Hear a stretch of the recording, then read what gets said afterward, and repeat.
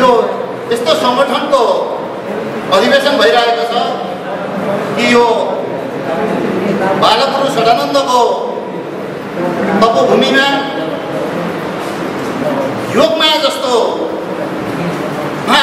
महिला जसको योगदानको वर्णन गर्न सकिँदैन उहाँहरूको यो तपोभूमिमा भइरहेको यो नगर अधिवेशन यो अधिवेशनको लागि अधिवेशन मात्र छैन, यसले एउटा तरुणहरूको थप जोस जाँगर र ऊर्जा प्रदान गर्नेछ भन्ने कुरामा म विश्वास छु। यो तरुण दल केका लागि खोलिएको हो, तरुण भनेको के हो भन्ने विषयमा हामीले बुझ्न सकिरहेको छैनौँ अहिलेसम्म। आदरणीय स्वर्गीय विश्वेश्वर प्रसाद कोइराला जो आज उहाँको पार्थिव शरीर छैन हामी सामु, तर पनि उहाँका विचारहरू उहाँका सिद्धान्तहरू उहाँले प्रतिपादन गर्नुभएका समाजवादको बाटोहरू तपाईँ हामी समक्ष मरेको छैन, जिउँदो छ। यो उहाँले परिकल्पना गर्नुभएको यो तरुण दल तत्कालीन अवस्थामा नेपाली काङ्ग्रेसले परिकल्पना गरेको स्वर्गीय विश्वेश्वर प्रसाद कोइरालाले परिकल्पना गर्नुभएको तरुण दल तत्कालीन अवस्थामा खोल्नुभन्दा अगावै यो देशको आकाशमा तानाशाही बादलहरू मडाइरहेको थियो। तत्कालीन तानाशाही कालो बादल आकाशमा मडाइँदै गर्दाखेरि विश्वेश्वर प्रसाद कोइरालाले परिकल्पना गर्नुभयो कि यो देशको जागरुक युवाहरू एउटा सङ्गठनमा आबद्ध गराएर नेपाली जनताको सुशासनको निमित्त, समृद्धिको निमित्त र समाजवाद घर घरमा भित्राउनको निमित्त एउटा यस्तो दूरदर्शी परिकल्पना गर्नुभयो कि यो तरुण बिना यो राज्यको निर्माण, यो राज्यको भविष्य, यो देशको मुलुकको परिवर्तन गर्न सकिन्छ भन्ने कुरामा परिकल्पना पनि गर्न सकिँदैन भन्ने कुरा उहाँले निष्कर्ष निचोड निकाल्नुभयो। त्यसको सार आज नेपाल तरुण दल 10 सालदेखि आजसम्म लगभग 72 वर्षको बुढो भइसकेको अवस्थामा आइपुगेको छ। यहाँलाई लाग्छ 2015 सालमा आम निर्वाचन हुँदाखेरि नेपाली काङ्ग्रेसलाई युवा दस्ता नेपाल तरुण दलले नै सहयोग गरेको हुनाले 2/3 बहुमत ल्याउन सफल भएको थियो। त्यो जाहेर छ हाम्रो इतिहासमा। तर अहिले कता कता तरुणहरू बाटो भुले जस्तो अनि बिपी कोइरालाले परिकल्पना गर्नुभएको तरुणहरू जस्तो नदेखिएको जस्तो आभास भएको छ कि भोजपुरको सदानन्द नगरपालिकामा 14वटा वडा हुँदाहुँदै पनि कम्तीमा एउटा वडामा 10 जनाको समिति पनि नबन्नु, त्यसमा पनि 10 जनाको दलले आउँदा पनि 140 जना पनि तरुण भेला नहुनु, यो हामीभित्रका एउटा समस्याको रूपमा आएको छ।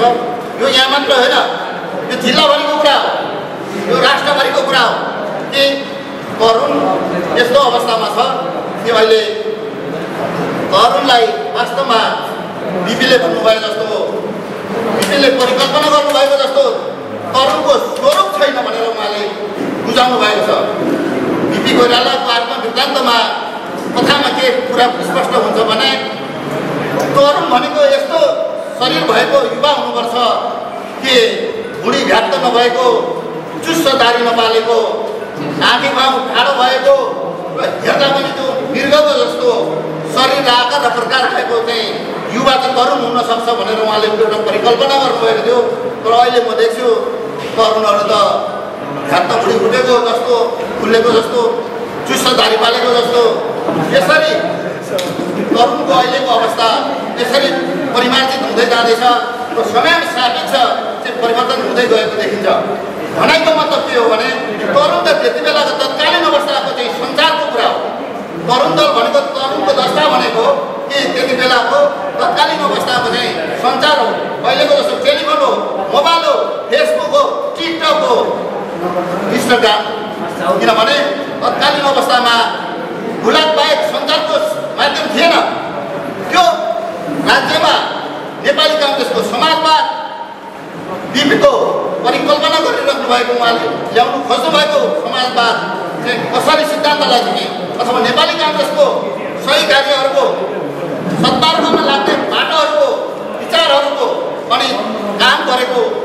कामहरूको चाहिँ विषयमा चाहिँ सम्पूर्ण कुराहरू चाहिँ सहर हुँदै गाउँ हुँदै बस्तीसम्म चाहिँ त्यो कसले काम गर्थ्यो भने तरुणहरूले काम गर्थ्यो। त्यो तरुणहरू मार्फत सम्प्रेषण हुन्थ्यो एक ठाउँबाट अर्को ठाउँमा चाहिँ काङ्ग्रेस भनेको यो रहेछ, समाजवाद भनेको यो रहेछ, हामीले खुसु पर्ने कुरा यो रहेछ र साम्यवाद भनेको यो रहेछ भनेर त्यति बेलाको चाहिँ दस्ताको रूपमा चाहिँ तरुणहरूले काम गरिरहेको। अब अहिले हामी देख्छौँ कतिपय ठाउँमा भोजपुरमा नेपाल तरुण दल जिल्ला कार्य समिति भोजपुर बन्देर आउँदाखेरि तत्कालीन म पनि त्यहाँको जिल्ला कमिटीको सदस्य थिएँ, संस्थापन सदस्य। एक ठाउँमा कार्यक्रम गर्न भनेर हामी गयौँ। कार्यक्रम नेपाली काङ्ग्रेसले आयोजना गर्नुभएको थियो। अब स्थानीय स्तरमा अब अहिले यहीँको जस्तो अब प्रमुख अतिथि बनाउनु पर्यो, अतिथि बनाउनु पर्यो, अब विशेष अतिथि बनाउनु पर्यो। अब नाम लेख्ने क्रममा कुरा उठ्यो तरुण पनि ल्याउनु भएको छ भनेर सोध्नु भएछ। अब तरुण भनेको एउटा साथीले चाहिँ के गर्नुभएछ भने कुरा नबुझेर दोकानतिर जानुभयो। तरुण छ यहाँ भनेर भन्नु। अब तरुण भनेको चाहिँ पसलमा जाने तरुण हो, तरुण दल भनेको त पसलमा जाने अवस्था भएन। त्यो बेलाको चेतना त्यो अवस्थाको थियो भनेको मतलब तरुण दल भनेको के हो भन्नेसम्म पनि नेताहरूलाई थाहा थिएन। स्थानहरूमा प्रति स्थानहरूमा तरुण दलको भूमिका बारेमा थाहा थिएन, त्यो जानकारी थिएन, अवगत थिएन। र अहिले यो अवस्थाबाट यो अवस्थासम्म आइपुग्नको निमित्त बोर्ड जिल्ला कार्य समितिका तरुण दलका साथीहरू त्यसले गरेर केन्द्रीय सदस्यहरू गलतीहरूलाई म हार्दिक धन्यवाद दिन चाहन्छु। यो मानेमा अहिले तरुणको अवस्था, जिल्लाभरिको अवस्था, देशभरिको अवस्था अत्यन्त कमजोर छ। किनभने तरुण बिना यो मुलुक चल्न सक्दैन अर्थात् तरुण बिना चाहिँ तरुण दल बिनाको चाहिँ नेतृत्व त्यो अपूर्ण नेतृत्व हुन्छ। जस्तै यहाँ देख्नुहुन्छ हाम्रो कैलाश मेयर साहब तरुण दलकै जिल्ला अध्यक्ष भएर अहिले जिल्ला कार्य समितिको सचिव हुनुहुन्छ सफल किराज्यू, उहाँ पनि जिल्ला कमिटी तरुण दलकै सचिव भएर थुप्रै साथीहरू अहिले नेतृत्वमा जो साथीहरू हुन्छ त्यो नेतृत्व भनेको सुरुमा विद्यार्थी अनि तरुण दल हुँदै नेपाली काङ्ग्रेसमा आएको यहाँहरूलाई म अवगत गराउँदै अब यसो भन्दै समय छोटिन आँट भन्दै हुनुहुन्छ जोसेफज्यूले। अब धेरै कुरा कसले भने धेरै कुराहरू चाहिँ बोल्दाखेरि पहिला धेरै बोल्यो भने नेता भन्ने चलन थियो। अब अहिले चाहिँ धेरै बोल्यो भने यो खतम रहेछ भनेर भन्ने चलन छ। ढाँटेर बोल्नु पनि भएन शरणानन्दमा आउँदा, किनभने तपाईँले माला लगाइदिनु भएको छ। यो अवस्था छ। त्यसो भएको हुनाले रुद्राक्षको माला लगाएर फेरि गलत कुरा बोल्नु पनि हुने अवस्था छैन। त्यसो भएको हुनाले अब यहाँको विकास निर्माणको कुरादेखि लिएर सम्पूर्ण शिक्षा र स्वास्थ्यको कुरामा अब आफ्नो ठाउँमा होला, तर पनि आज यो चाहिँ 5औँ शरणानन्द चाहिँ नगरपालिकाको चाहिँ तरुणहरूको